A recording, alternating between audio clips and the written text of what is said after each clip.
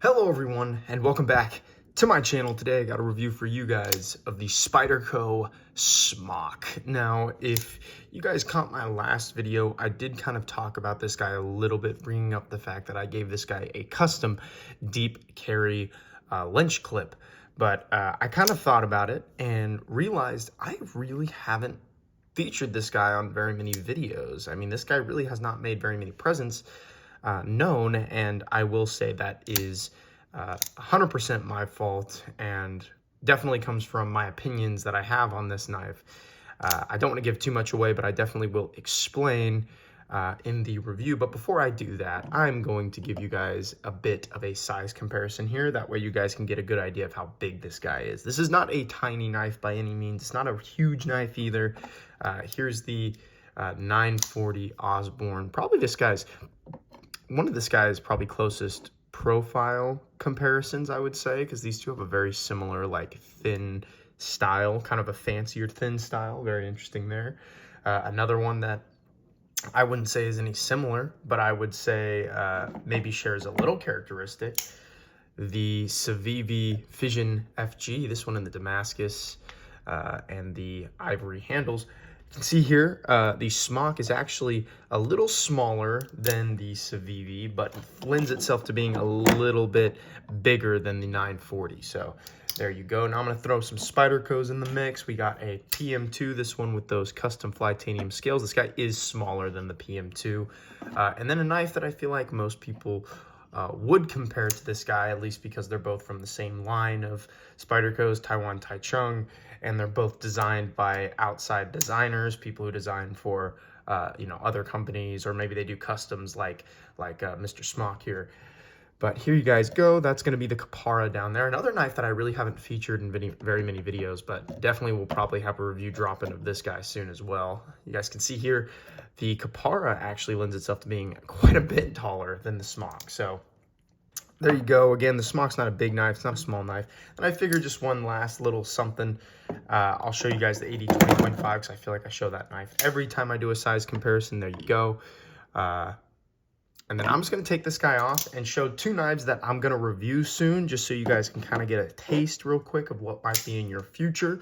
This is the ZT-0562. I've had this knife for so long, and I'm like, I don't know how I haven't reviewed it. This just reminded me as well.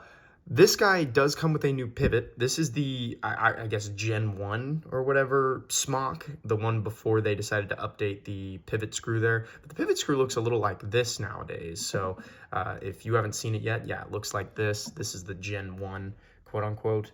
And then I figure the other knife that I was wanting to show, another knife that I'll probably be reviewing in the near future, or at least I'd like to, the Cold Steel Full Metal Atlas 1, or the FM1. And I guess since we're size comparing here, yeah, the Smock is a little bit smaller than the 0562, because the 0562 is actually a pretty beefy big knife. And then the Cold Steel is, believe it or not, they're about the same. They're about the same size. I know this guy for a fact is about 8 inches long. So yeah, this guy's probably about 8 inches long as well, kind of similar to that 940. So there you guys go. Just smacked my light there. My bad. Anyways, yeah, guys, there's that size comparison for you. Now let's get into the, the meat of the video, what I like and don't like about this knife, if I can recommend it for you guys, and what my final overall rating will be for this knife. So first of all, let's get started with the blade shape, as we usually do. Yeah, I like this blade shape quite a bit. It's a, sheep's foot, reverse tanto, kind of just depends on who you are. It's definitely more of a reverse tanto than anything. I think when partnering this guy with the Civivi Fission FG, you can definitely see some similarities in their blade shape. Sorry, I had some gunk on the blade there. But yeah, I like this blade shape a lot. It's lended itself to being pretty nice for package opening and cardboard cutting. So that's pretty much all I really do with my folding knives anyway. So it works nice. I do like the aesthetic of the blade as well. I think it's got a really nice grind to it. I think the overall shape of it also is a little aesthetically pleasing. I like to hand my knives to non-knife people and say, hey, do you think this is ugly? This is one of those knives that pretty consistently I was told was not ugly. So that's pretty cool to hear, and I do like the blade shape a lot. I also do like that they shrunk the Spidey hole for this guy, which is very contrary to what they do on most of their knife models. You know, for instance, here's that Manix 2 that I reviewed a few months ago. Probably about a year ago now, actually. I don't know why I keep saying a few months ago. It's been a while. But you guys can see just how big this Spidey hole is in comparison. It's literally engulfing the Smock Spyderco hole. And then I'm just going to call it the Spidey hole, by the way. But yeah, you guys can see this guy's a little bit smaller, and as such, it fits the profile of the knife so much more. I do love the jimping on the back of the blade as well. I actually think it's not super aggressive, but it works really, really nice for being a more simplistic jimping. The billboarding is very minimal on this guy as well. They've made all the writing pretty small, so that way you don't really focus on it. The maker's mark's a bit big. Obviously, the Spyderco logo is always going to be a bit on the big side, but the billboarding is not terrible.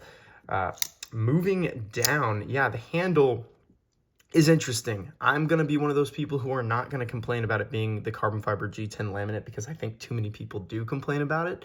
It's really not that bad. It's really not. In fact, I would say this is, you know, it's something that I think people complain about a little too much. I think they complain about it just for the sake of complaining about it. But don't get me wrong. I understand where they're coming from, right? I would prefer just G10 or just carbon fiber, but I'm not going to say that this knife's a deal breaker or any knife's a deal breaker because of it. Give me like 20 seconds. Let me go grab something for you guys so you guys can see what I'm kind of talking about. Let me grab this guy real quick.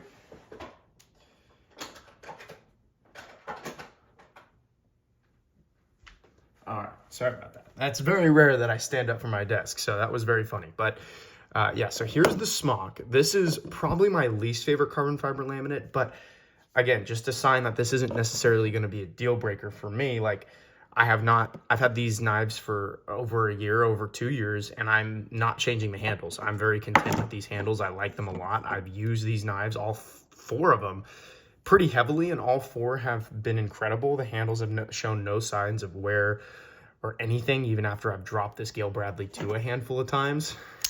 All these knives have been in perfect condition. So the carbon fiber laminate, I don't mind it. I think it holds up very nicely.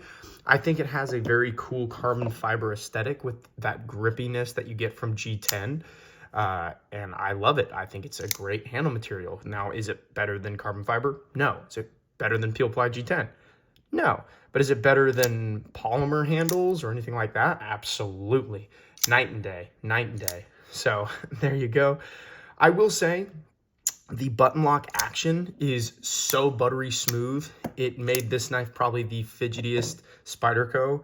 This knife and the Capara. I will say the Capara does have its fidgetiness as well, with that interesting drops action that comes from that pivot bushing that it has in there. This guy does not have the pivot bushing, but is still just buttery smooth just because it's on bearings and because of this button lock, which is actually not technically a button lock. It's technically a compression lock with a button on top. So I don't really know what to call this. I think they're just calling it a smock lock or something like that.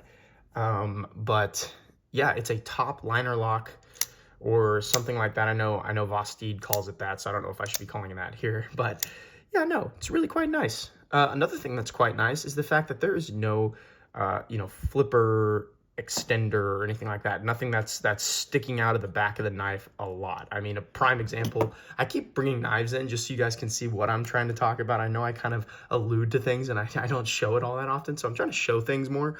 But you guys can see on this ZT, this is a Rick Hinderer design, and Rick Hinderer does like making some pretty big pocket clips, and you guys can see here, this is a big pocket clip. This thing is definitely one of those things where if you reach in your pocket, you might run across it a couple times and you'll notice it, but it's not going to hurt you by any means. It's just, it's something that you'll feel, and it might be a little like, okay, that's a weird feeling. This guy is flush with the back of the blade. So realistically, you're reaching into your pocket, you're going to brush right past it. You're not even going to know a flipper tab's there. And it is a nice flipper tab. This knife has a really nice detent on it. So a flipper tab like this that's more minimalistic, that's not as aggressive, like it works perfect on this knife. You don't need something that's super aggressive when the detent's dialed in like this guy's is. So that's really nice. I do like the speed holes. I think it adds a little bit of an aesthetic as well as lightens it up a bit. This knife is fully lined. Of course, that's something I love. The pocket clip was originally the spoon clip. It's okay, you know, I'm not somebody who complains about the spoon clip, but I will say on a knife like this that feels a little more like premium, feels a little more like gentlemanly almost, I did choose to go with the deep carry clip there. There's not a lot of hardware either. I believe there's only 3 on each side. Yeah, 1, 2, 3. Yeah, just 3 on each side it looks like. So that is really nice. That is something that I appreciate. Minimalism in the pocket is always amazing, and this guy is minimalistic in the pocket. It's got a very thin profile this way. Obviously, it's a bit on the thicker side this way, but I much prefer thickness this way than thickness this way, because obviously the thicker it is, the more room it's really going to take up in the pocket, whereas this way it's just going to maybe bulge your pocket a bit more. So there you go. I will say this action is doable with the Spidey flick. Even with the smaller hole, my finger gets in there fine. So we'll say Spidey flick still works perfect. So with that, yeah, I think that's going to be it for what I like about this knife. This is a very likable and enjoyable knife. I think its you know, highest characteristic is definitely its fidget factor. So with that being said, we're going to move on to what I don't like. And if you guys realized in the like category, usually I mention something pretty early on when I talk about the handle, and I didn't this time. Yeah, this knife is not super ergonomic for me. I know some people might really lose it by that, because most people consider this to be the Spyderco, but I gotta be real with you guys. It's a little too boxy in the handle, specifically in this area from here to here. You guys can kind of see it. It's just a box, and it's where my index finger naturally wants to sit on this knife. You guys can see there. Issue is my index finger is used to having a little finger choil, somewhere where my finger can sit and rest into. So I naturally want to hold it like this, but then my hand is way too low on the grip, almost to the point where I'm almost having my pinky slide off. So I like to move up, and it feels like this should be where I should be at, and I should be comfortable, but unfortunately, just with that giant ridge right there, I know they had to make it this way, but that's just not very comfortable for me. Now, I've found grips that do work. The pinch grip works perfect. Finger on the back of the blade, cutting open boxes. If this knife was only a box opener, which it pretty much is for me, I actually don't hate it. I don't hate this grip, but this is the only grip I see myself using this guy with. So some of the harder use grips, like the hammer grip or the I think this is called a saber grip, I can't really do this because it's just not as comfortable, and I can't do a lot of those harder tasks. I can really only do the lighter stuff, opening the small boxes, whatever it is. So there you guys go. There's also not a lot of contouring to the handle outside of, like, obviously the edges. There's no sharp edges or anything like that, but the liners even have a bit of a sharpness to them that I kind of noticed pretty early on. And again, just overall, these are just really boxy handles, and I just don't find them as ergonomic as a lot of other Spydercos, which is rather sad, because I do look back at some of my old videos sometimes just to see where I can update some of my quality. And I remember in my PM2 video, I described Spyderco as being one of those companies that always makes ergonomic knives, and I would agree with that still, in saying the Mannix has been super comfortable. PM2, Native Chief, Native 5 that I have, the Spidey Chef's incredible, the Gail Bradley series obviously is always going to be great, and all my discontinued Spydercos as well that I own are just really, really comfortable. But this guy's the only one that I'm just not crazy about the ergo. No, I'm not going to say the only one. The Dragonfly, which I do also own, is also another one that I'm like, it's not super comfortable, but this knife at least lends itself to being bigger, so it still fits my hand nice. But I don't know, this is just not what I would call a super ergonomic knife at all. And that's my biggest gripe with this knife, and probably my only real gripe with this knife, outside of, again, I wish they would have maybe rounded off the liners a bit more, made them a little less sharp, and maybe tried to contour the handles a little bit more. They make a lot of custom options for this guy as well, so realistically, you're not limited to the carbon fiber laminate, and they do make handles that might be slightly more contoured, which might make it a little more comfortable. But for me, this just isn't for me. I also don't like that there's a giant cutout in the blade, that even when I'm holding right where I think I should be holding, I'm still feeling a bit far from the blade. And when I hold down here, which this is what I would consider to be the only saber grip on this whole knife that I actually find comfortable, I'm so far away from the blade. I'm well over an inch, possibly even teetering on 2 inches away from the blade. So that is insane, not really great. I don't love that little cutout. I know they had to do that for the action, so I'm going to cut it a little bit of slack, but that's not great. I also wish they maybe would have crowned the inside of the Spidey hole just a bit. It's a bit sharp. I will tell you, if you're not careful, you will shred some fingernails. You can actually see right there, I shredded a little bit right there. It happens pretty consistently with this knife, and so that's something to also pay attention to. I hope they round that off. You realistically could as well with a file or something, but I don't know. From the shop, I wish they would do that. Maybe they do. Again, this is the Gen 1. They do have a new variation, and that's a big thing I want to say. New variation might fix these problems. I know it doesn't fit the ergonomics or fix the ergonomics problem because the handle's the exact same, but maybe it changes some things about maybe it's slightly more contoured in the handles, maybe it's slightly more contoured in the hole, who knows. But anyways, I figure something I didn't really mention as like a good, and I'm not really going to say as a bad, but the S30V steel on this guy was an interesting choice. I feel like this knife kind of fits 20CV or like a fancier high edge retention steel. Now, S30V is a good edge retention steel. It's just, I don't know, it doesn't really feel super at home on this knife. Now, it fits this knife much more than it fits the Capara, so that's why it's not necessarily a bad thing, but it's something I wanted to make note of. S30V, it's a good steel. I like that steel a lot. I'm not burnt out of it like everyone else is, so I don't really mind it on this knife. The only thing I will say is I wish maybe it was 20 CV. You know what I mean?